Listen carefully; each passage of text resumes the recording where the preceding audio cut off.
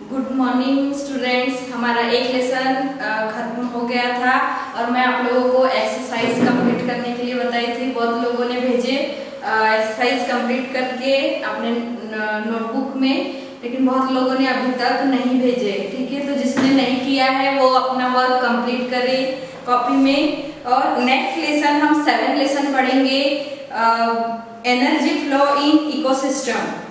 यानी लास्ट जो हमने लेसन पढ़े उससे रिलेटेड थोड़ा सा है। तो सबसे पहला देखिए, लुकिंग बैक, यानी हम पिछला थोड़ा सोचेंगे या पिछले सिलेबस में जाके थोड़ा सा देखेंगे क्या है। ठीक है, फर्स्ट क्वेश्चन है, what is mean by ecosystem. Ecosystem means ऐसा एटमॉस्फेयर में क्या है, जीव है। अब जीव यानी प्लांट है और लिविंग ऑर्गेनिज्म है। ठीक है, तो प्लांट और लिविंग ऑर्गेनिज्म एक दूसरे पे डिपेंडेंट होके कैसे जीते हैं, और ये जो प्लांट और एनिमल का रिलेशनशिप है और अलग अलग तरीके से उनका एक साइकिल बना हुआ है, उसी को हम क्या बोलते हैं, इकोसिस्टम।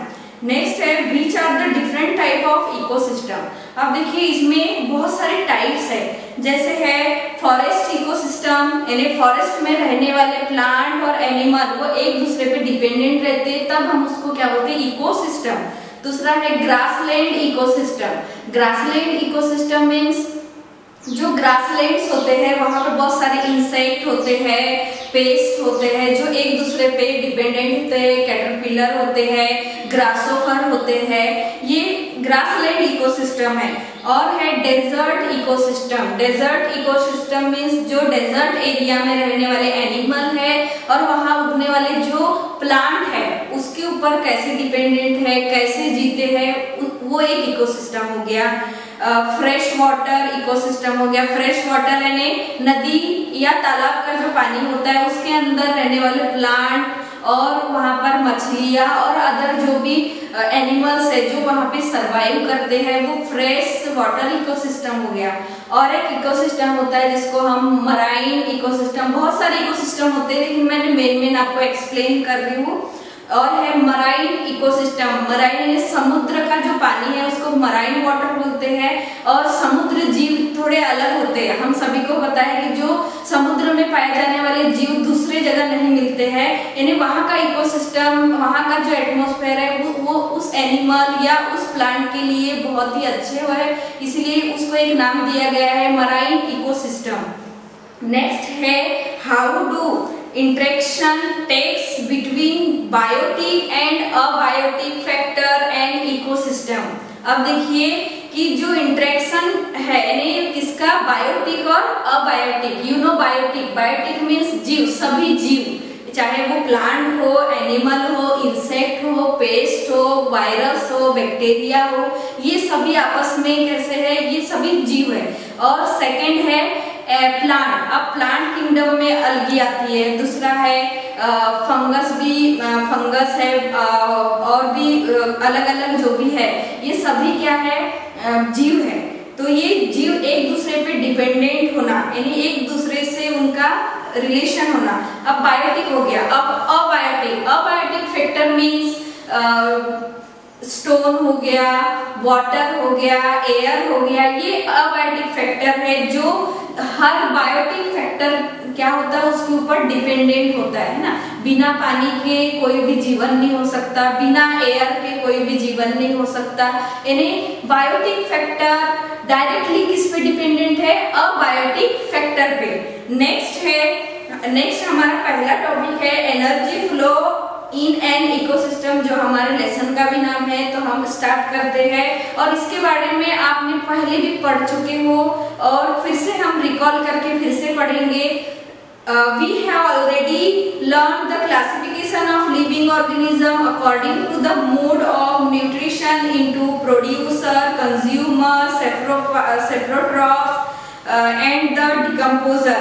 हम इन सभी के बारे में पढ़े हैं कि ये सभी क्या है, जैसे प्रोड्यूसर है, प्रोड्यूसर मीन्स प्लांट, जितने भी प्लांट है वो प्रोड्यूसर कहलाते हैं।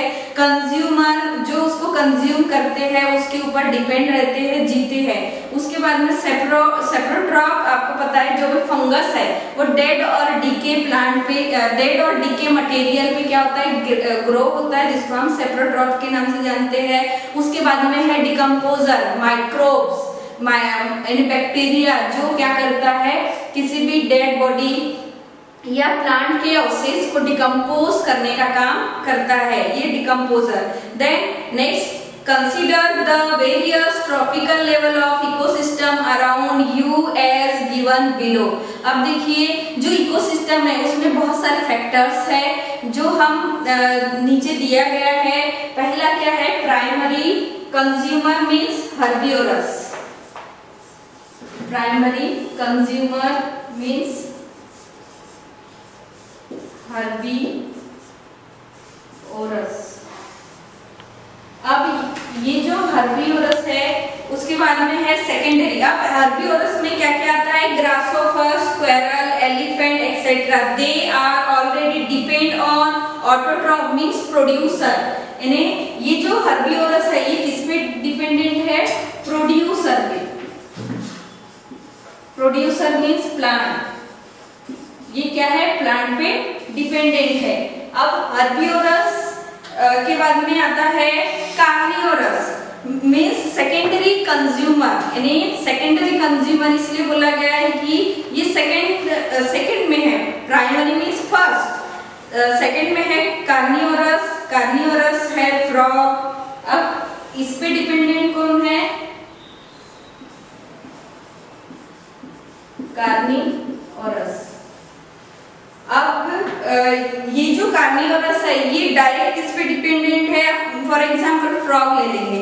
अब फ्रॉग को जीने के लिए यानी उसको न्यूट्रिशन के लिए क्या चाहिए, ग्रासहोफर चाहिए। वो ग्रासहोफर पे क्या किया, अटैक किया। ग्रासहोफर ने क्या खाया, ग्रास पे डिपेंडेंट है। Then these consumer use herbivorous or either food। यानी ये जो सेकेंडरी जो कंज्यूमर है ये हर्बिवोरस पे डिपेंडेंट होता है, उसको यूज करता है अपने फूड के लिए। देन नेक्स्ट है एपेक्स और टॉप कंज्यूमर यानी कार्निवोरस, उसमें आता है टाइगर, लॉयन एक्सेट्रा। आप देखो एपेक्स, इसमें सेकेंडरी में कार्निवोरस देखे थे हमने जिसमें नीचे लेवल के थे। अब ये एपेक्स यानी टॉप कंज्यूमर है कार्निवोरस के, tiger, lion etcetera. These consumer use herbivorous and carnivorous as their food. No other animal feed on top consumer। अब देखिए जो एपेक्स और टॉप कंज्यूमर है वो किस पे डिपेंडेंट रहता है, कार्निवोरस पे भी डिपेंडेंट रहता है, हर्बिवोरस पे भी डिपेंडेंट रहता है। अब यहाँ जो टाइगर है या लॉयन है वो फॉक्स को भी खाएगा और एलिफेंट को भी खा सकता है। यानी इसका मतलब वो प्राइमरी पे भी डिपेंडेंट है और सेकेंडरी जो कार्निवोरस है उस पे भी डिपेंडेंट रहता है। देन नेक्स्ट है ओमनिवोरस। नेक्स्ट कौन है, ओमनिवोरस।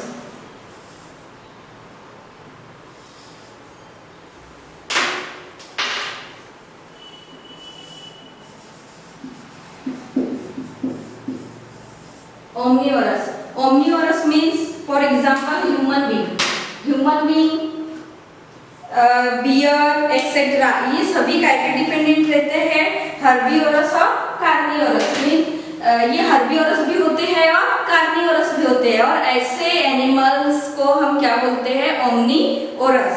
अब नेक्स्ट है टॉपिक आपका फूड चेन। हम सभी को पता है फूड चेन क्या है, मैंने फूड वेब भी आपको लगभग बताई थी थोड़ा बहुत पिछले साल, तो हम डिटेल में पढ़ेंगे फूड चेन और फूड वेब के बारे में।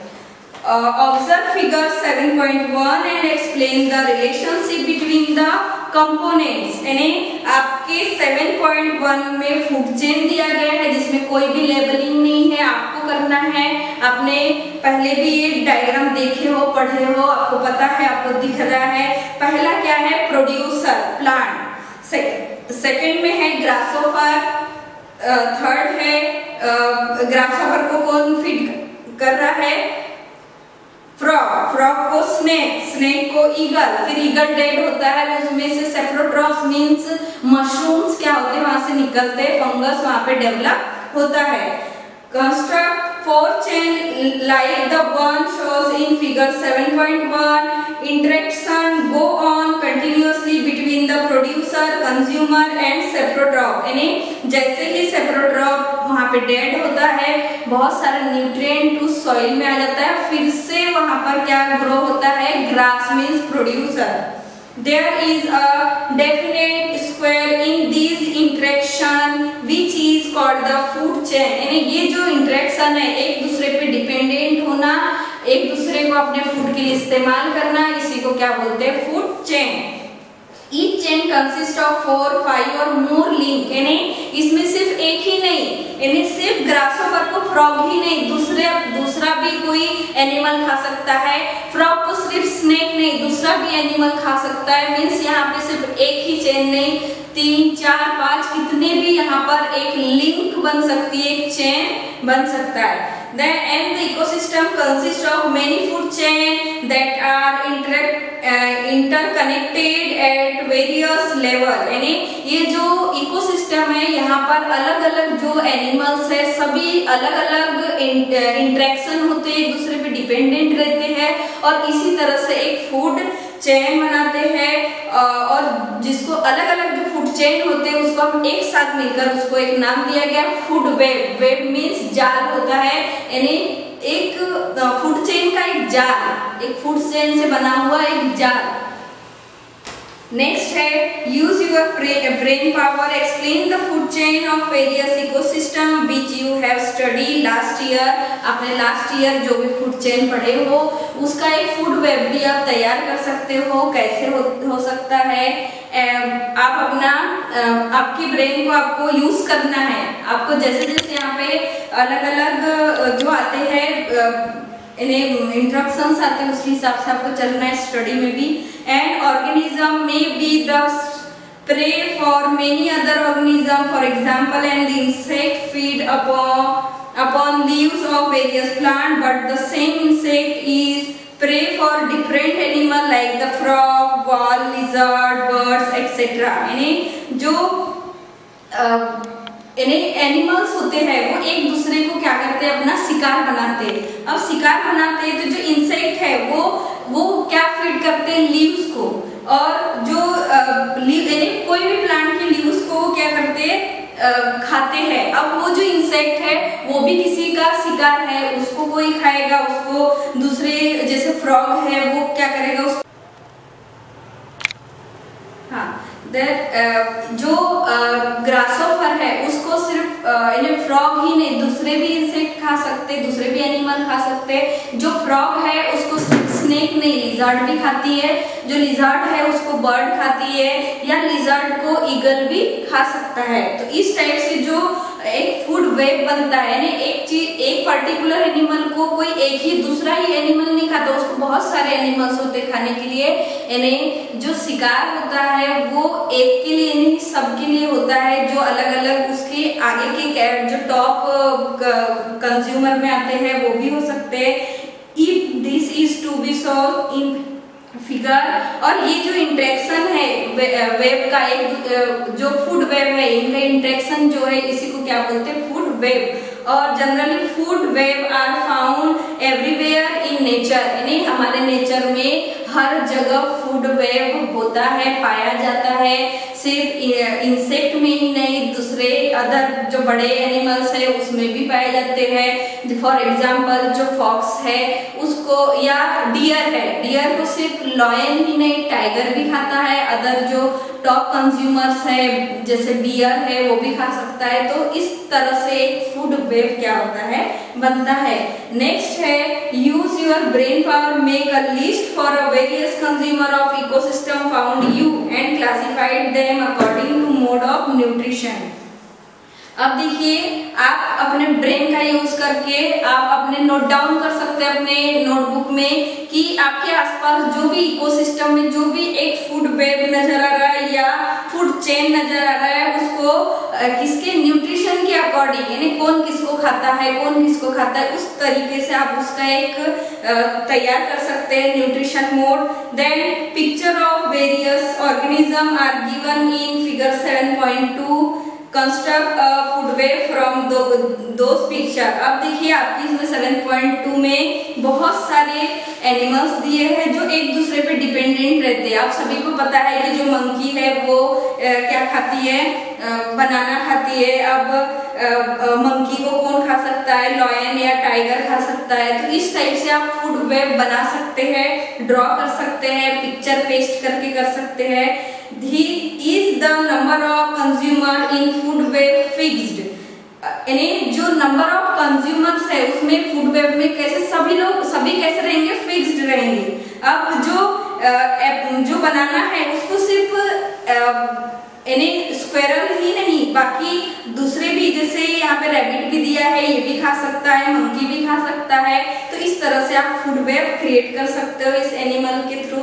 Then what will be the effect on an ecosystem if only one type of organism in it form the food for several different consumer in that ecosystem? यानी जो ecosystem है उसमें अलग अलग जो ऑर्गेनिज्म है वो अलग अलग फूड के ऊपर क्या है, डिपेंडेंट है और डिफरेंट टाइप के एनिमल को कंज्यूम करते हैं और एक इकोसिस्टम क्या होता है वहां पे क्रिएट होता है। Why is balance और equilibrium necessary in the food web? यानी क्यों फूड वेब में एक इक्विलिब्रियम होना चाहिए और बैलेंस होना चाहिए?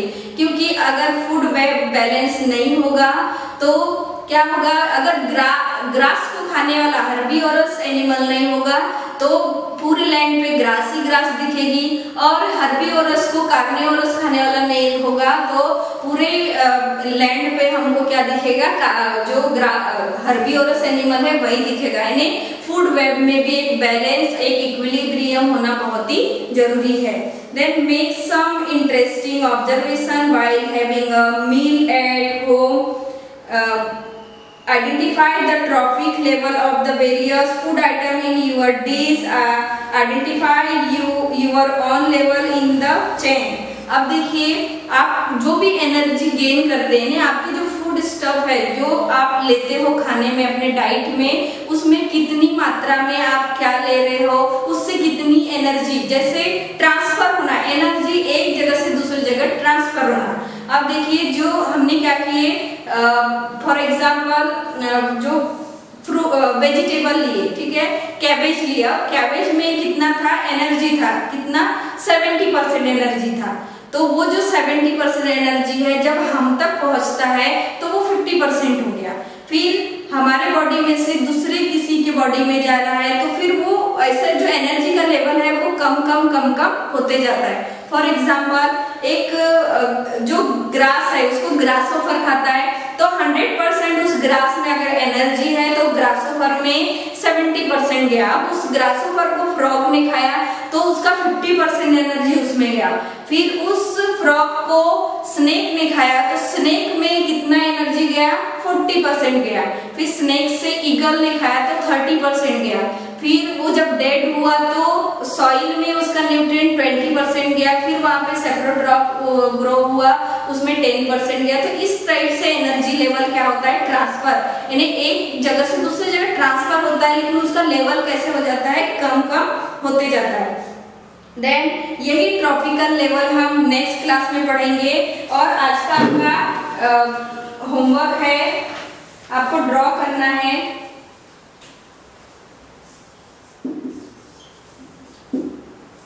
फूड चेन की डायग्राम ड्रॉ करना है।